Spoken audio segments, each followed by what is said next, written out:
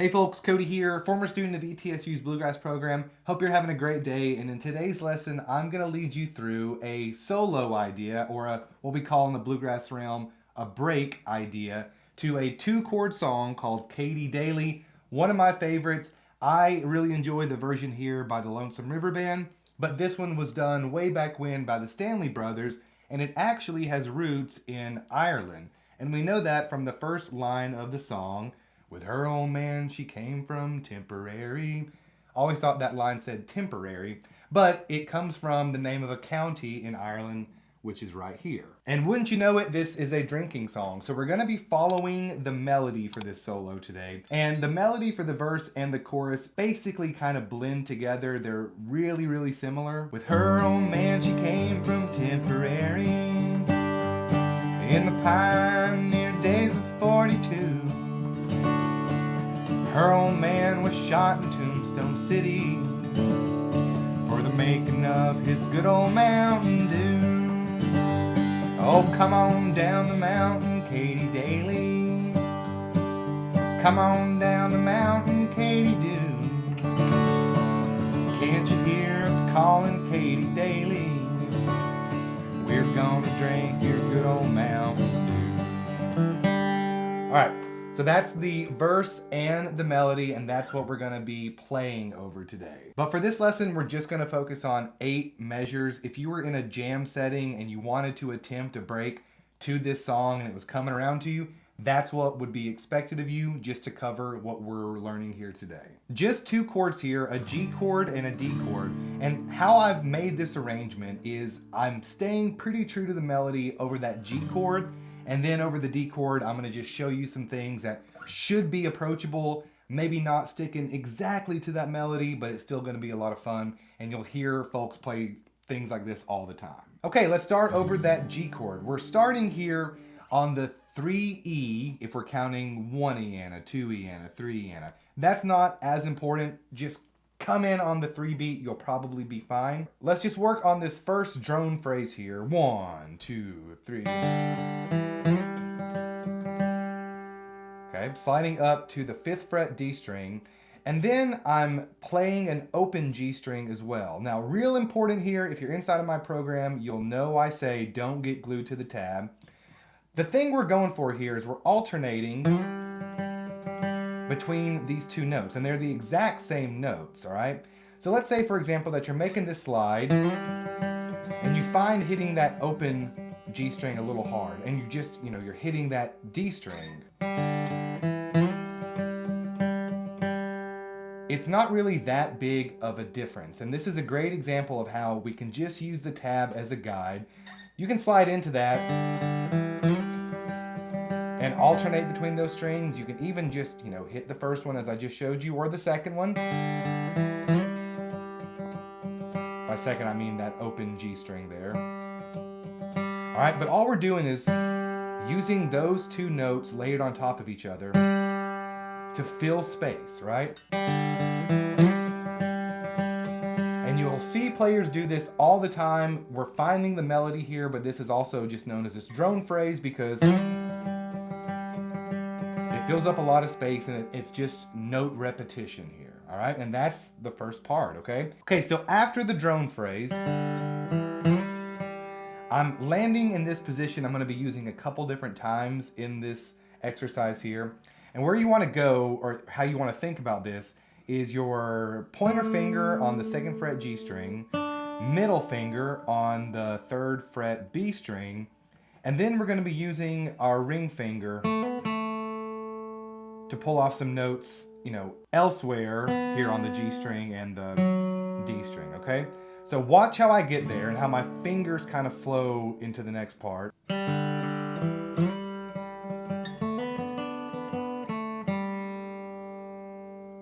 One more time.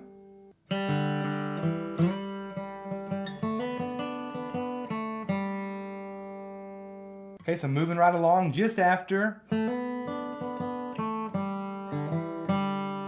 right, I've got the open D string, 2nd fret D string. And then I'm going to go right back into how I started the song with that drone phrase.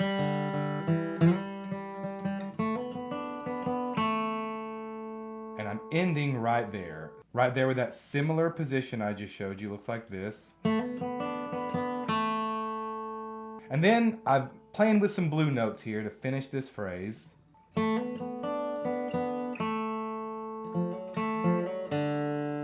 Just like that.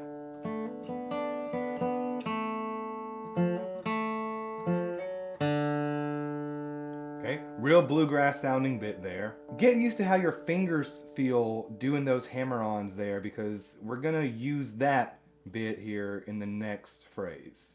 Okay, great. Moving right along to what we're playing over the D chord here, and it should look familiar because we've used it already, okay? It's that position I just showed you about. Second finger G string, third finger B string. And what we're gonna do, your pick direction is really important here to get this right. We're gonna hammer on with our ring finger, and then we're gonna upstroke, hammer on with the downstroke, and then upstroke on that B string, okay?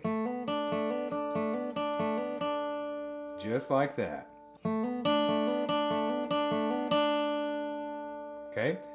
Keep those two fingers here held down the entire time, and I'm just really working that hammer on and then pulling up, making that note on the B string nice and clean. Because that is a D note there. Should be real pronounced. All these notes should be really. Okay? And that's just a fun thing to put in your memory bank. You can hang out there over a D chord, and that can make your playing sound interesting without going crazy up and down the neck, all right? Now, the second part here is very similar again. It's what I played there on the last bit of the G phrase, all right? So in this part, we still have our pointer finger, second fret of our G string, but then we're going to be hammering on from the third fret D string to the fourth fret D string in a very similar motion as the last part. Okay? And then I'm sliding from the third to the fourth fret. Okay, so all that together over that D chord. Then I'm kind of just shifting everything up.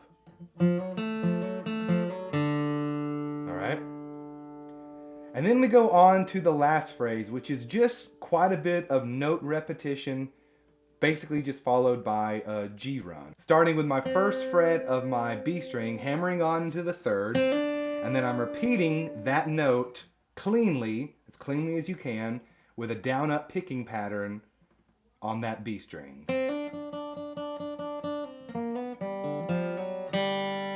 Right, now on your tab, I have a rest at the end of that measure only because my slide wasn't as pronounced as it should have been, and this is put in there on purpose because you can play this a couple ways. You can go, all right, that would be with a rest at the end going into that G run last measure, or you know what you might see on some of my tabs, ending it with a slide from the third to the fourth fret and then open G string into the G run. All right. And that is a break idea to the tune Katie Daly. Again, do not get glued to this tab. If you're sitting there going, oh, but this part, I don't play it right, it's A-okay. As long as you're having fun, you understand the basics of how this style of music works, you can see what notes and runs and phrases and things work well underneath a certain chord, and from there it's just, you know, no sugarcoating here on this channel. You got to practice, and you got to practice a lot to get the technique down. But then it's a lot of fun once you get it down. All right, folks, I do have some announcements to make. But first, if you are at the level of your guitar playing where this lesson here helped a lot, perhaps you're going, oh, all this makes sense now. And especially if you were at the level that you just can't really get your mind behind the bluegrass stuff, my beginner-friendly program, Flatpick Foundations, was made for you. It's a step-by-step course that takes you from your GCD chords all the way through bluegrass instrumentals, over 115 lessons with on-screen tabs. My instruction is very slow and methodical. That way you can actually learn how to play. I think one of the biggest issues with folks that teach not just bluegrass online, but all the different styles that I'm trying to learn from time to time, they go too fast, they overwhelm you with information, And a lot of it is teaching to their level and not yours. And so those are the problems that I set out to solve. But in case you want some real testimonials, here they are. These are from folks inside of the program. Most of these are completely unsolicited, and that's how you know that folks are getting real value, because they're taking to the internets and saying, hey, this is one of the best courses at the best value price there is. All the information's right here. This is my email address as well if you want to shoot me any questions you might want to have. I'm really the only person on the other side of everything I do here, believe it or not. So check it out right here. Couple other things here, folks. If you'd like to support the channel and everything that I do, but you don't want to buy into the program, or maybe you think you're too advanced for it, that's fine. There are some affiliate links down below in the description as well. The way those work, let's say you want to buy something from Guitar Center or the Acoustic Shop. If you just go into underneath the video and you click any of those links, you don't even have to buy what's advertised if there's anything. You just have to click the link and then buy something, and I'll get a tiny, tiny portion of that sale back into the channel, which I use for tabs and things like that, and just it overall helps me. Next, I do want to shout out to folks that are looking for live music if you're out there, because I do perform solo shows all over the Southeast, and my three-piece band, the Bread Losers, also performs all over the region as well. And so if you have a private event, or maybe you're friends with somebody that owns a restaurant or a brewery, or maybe you yourself does, and you need some entertainment, do reach out right here at this email address, because we're always booking shows. And so, yeah, if you're interested, book us for your live entertainment this summer and fall. And also feel free to tell me where you're from down below, what kind of content you'd like to see, more lessons, more gear reviews, that sort of thing, because this is why I'm here, to help you guys learn and to give you insight into the larger bluegrass realm. So folks, let me know what you thought of this lesson down below. Again, hey, I appreciate each and every one of you all that watch this channel week through week and make comments and all that stuff. It really helps me along. And so I really appreciate it, guys. Until next time, we'll see you. Bye-bye.